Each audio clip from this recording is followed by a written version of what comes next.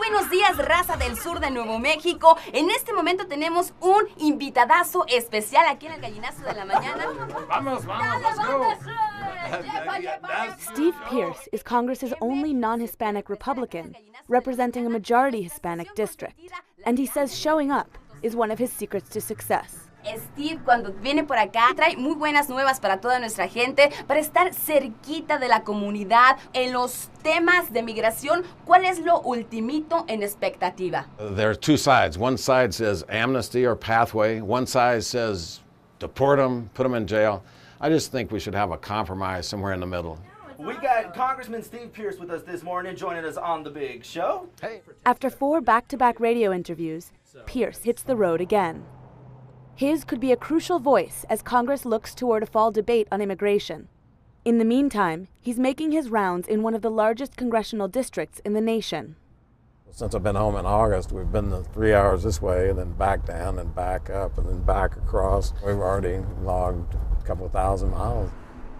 Republicans are trying to make inroads with Hispanic voters, and they look to Pierce as a model of how to win votes while supporting policies that are hard for many Latinos to accept, including opposition to the DREAM Act, legislation aimed at helping undocumented minors stay in the country.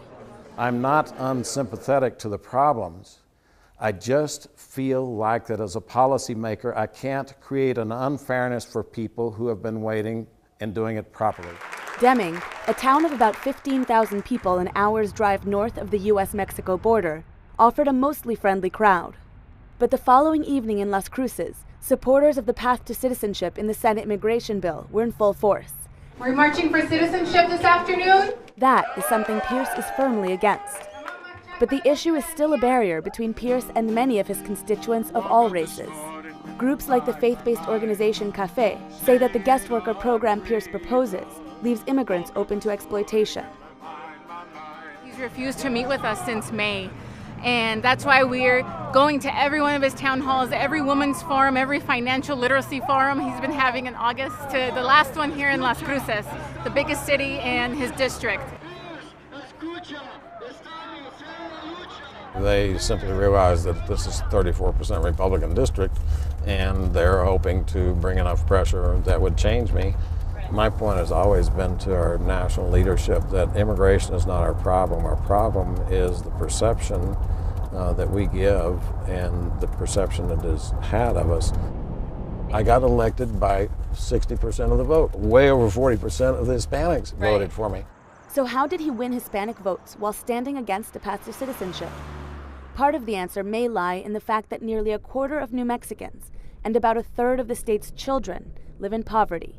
So for many people who are citizens and do vote, immigration is not their primary issue.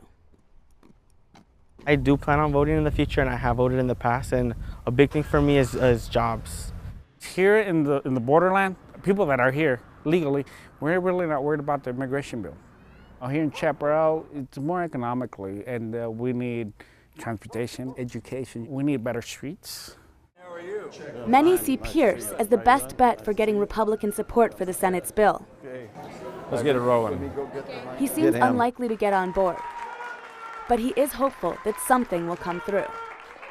We're going through the process in Washington, and frankly, I think that we'll probably get it. The one thing I agree with everyone on, we can't come this close without having a solution. So whether it's that solution or my solution or a different one, let's not continue this.